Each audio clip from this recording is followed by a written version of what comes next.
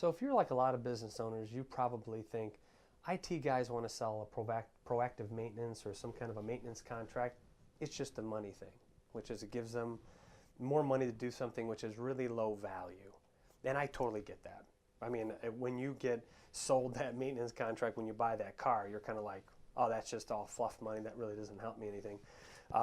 But the reality is there's a couple really important things to remember from the IT person's perspective of why that is. And it's not just to make more money. There's really three main things. One is we're able to do more control of changes and the timing of changes.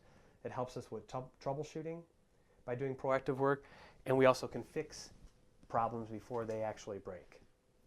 So for example, in the controlling the change part of it, let's say that there is updates that need to be added to a system. And it's maybe workstation updates, maybe it's a software program, maybe it's something on the server or some network component like a firewall. By doing proactive and doing it off hours, you're making changes. Let's say that there really isn't anything documented that says that this security patch or this update to a firewall is solving anything for you right now. You may not have a broken situation at this point, but by applying that change, you've now just protected yourself so that that doesn't happen. And so we're doing that all at one time. We can say we're going to plan for this as of end of the day, as of on the weekend.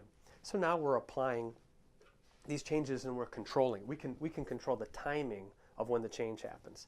That's number one. Number two is by controlling that, by controlling the timing, when it gets done, and knowing exactly what it is that we're going to do, that allows us to troubleshoot effectively if something goes wrong. Because change destabilizes a network. Change, the equilibrium that maybe has been there in a network now changes. We can control that and say, oh, well, these three things change or these two things change. We now know, let's focus on what the change was, as opposed to it happening at a bad time that's going to impact production, and B, without really knowing what it is. So that's a really important one for troubleshooting. Last one is that you fix things before they break. So when you're doing proactive maintenance, you're doing any kind of proactive work on a network, you start to see things that are going wrong before they go wrong. You can see log entries. You can see errors which are occurring. You've got 2 or 3 users might be experiencing similar things. When you're doing proactive work, you're looking at it from the perspective of what's not working optimally as opposed to firefighting problems as they come up.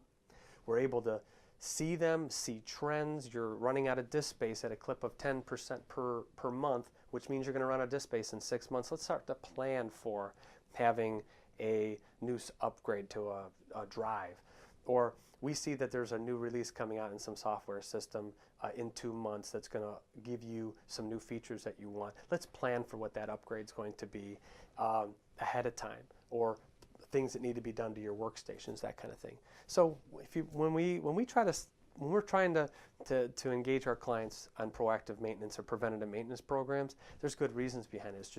It's just not to make money. It's really to make your business operate better.